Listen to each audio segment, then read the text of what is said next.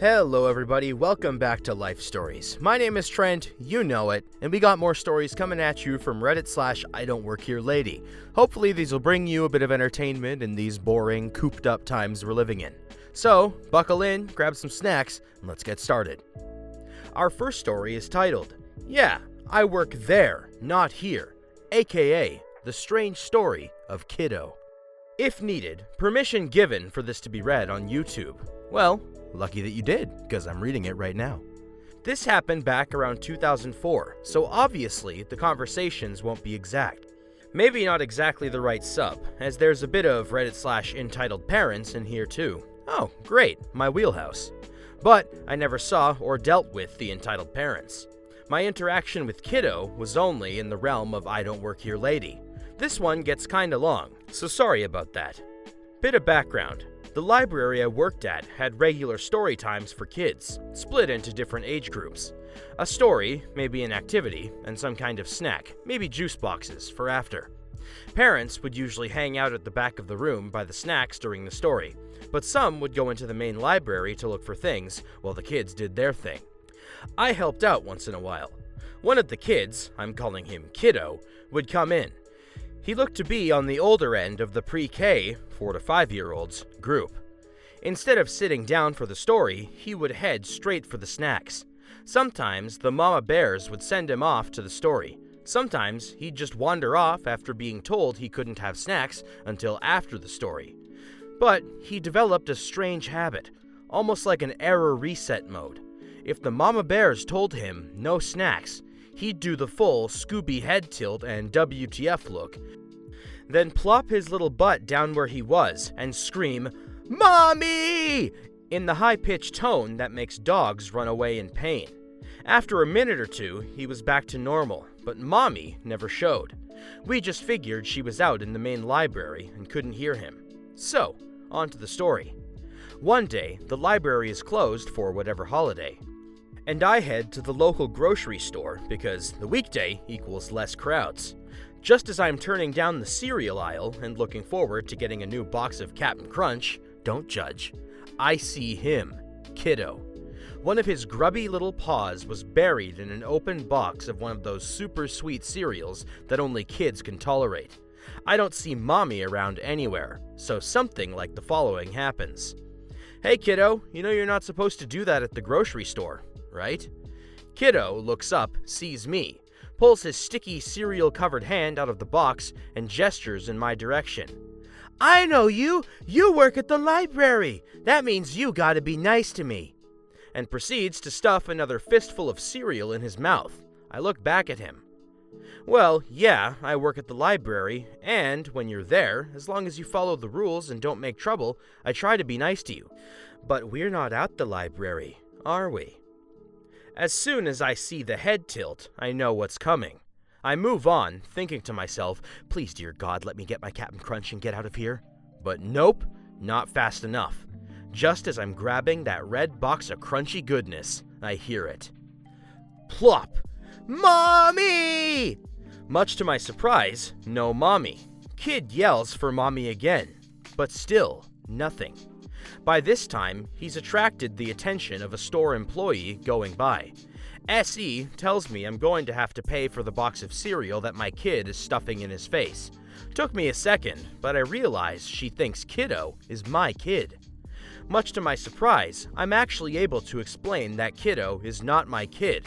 I have no clue who or where Mommy is, and that I've seen him do this at the library too. SE and I get the same idea at about the same time. You think maybe he... Wouldn't surprise me. Mommy never shows at the library either. SE manages to get Kiddo to go off with her, still clutching the box of cereal, and that's the last time I ever saw Kiddo. About a week later, I go back in the store and see the same SE near the customer service desk.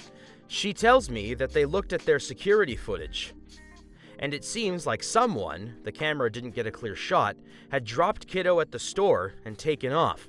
He'd been there for over an hour before I ran into him. The store called the police. The police tracked down Mommy, etc., etc.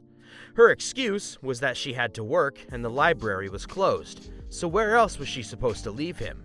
And there's lots of food at the grocery store, so it's not like he was gonna starve. I don't know whatever happened to Kiddo. I just hope he ended up in a better situation. Yeah, I really hope so too. Parents really shouldn't leave their kids in public like that, especially for that long without telling them where they're going. Moving along, our next story is titled, KFC Manager Doesn't Know Her Own Employees. Alright, this story needs a lot of background info. I work for a McDonald's as a host, meaning I'm on the same level as most managers at my location, but am usually one to handle all guest relations. And this story happened just around 2 weeks ago during the COVID-19 outbreak. So my position is basically non-existent right now. For this story, it's necessary to know the layout of my McD's and the neighboring KFC. So I did my McBest and made this map for you guys. The story will be linked in the description, so you can check out the McMap if you want. So, because of the COVID-19 outbreak, my country has ordered all restaurants to be takeout only, meaning there is absolutely no consuming food on restaurant property. Because of this, my boss ordered some metal fences and blocked off all our parking places, so guests have to leave immediately after receiving their food. The KFC didn't go to such lengths, but instead just hung up some barrier tape around their parking lot. So, because of this, all the eating areas of both restaurants are closed, and we are only drive-thrus. The next thing you should know is the KFC employees are slow. And I don't mean it takes a bit for your food. No, it takes cars easily 45 minutes to get their order, starting when they enter the line, where it takes us up to 7 minutes on a bad day. So naturally, they create a massive line of cars out the back of their drive. And for those of you who still have the map open, you'll see how that creates a problem. The road marked A is where 90% of guests come from, and is just wide enough for 2 lines of cars, one for McDonald's and one for KFC. But when the line for KFC becomes too long, it starts to block off the exit road for McDonald's guests, marked B. This creates a traffic jam that can cost us precious time. So, we put one of our employees as a traffic guard on that spot to keep the exit open. You got all that? Great. Now, it's time for the story. I usually never work on Saturdays because I have something else then, but because everything is cancelled, I decided to pick up an extra shift. It was a sunny evening, and I was appointed to be the traffic guard that day because, well, my job is to help the guests, and we don't have those inside anymore. So I went out and rolled up my sleeves. The only way you could tell I worked at McDonald's was the orange high-vis jacket with a large M on my back. I got my phone and earbuds with me so I could listen to music and podcasts all day. The head of our restaurant doesn't care about that, as long as I do my work and it doesn't bother guests. It all went great. People were mostly nice and listened to my instructions. After a while, I noticed one of the cars, who had just gotten their KFC food, decided to make a right turn out of the KFC drive and onto the taped-off parking lot in front of the KFC. Now, I was also in charge of making sure our guests didn't stop on our property to eat, and I had to tell people to move along a couple of times. But remember, I just work for McDonald's, and my boss was already annoyed that he had to send someone out to fix KFC's traffic jam every day. So he told everyone to only tell guests on our property to move along. So I did. I continued doing what I was doing and left the car on KFC's parking space alone. No less than 2 minutes later, a cop car showed up and noticed the car on the KFC parking lot.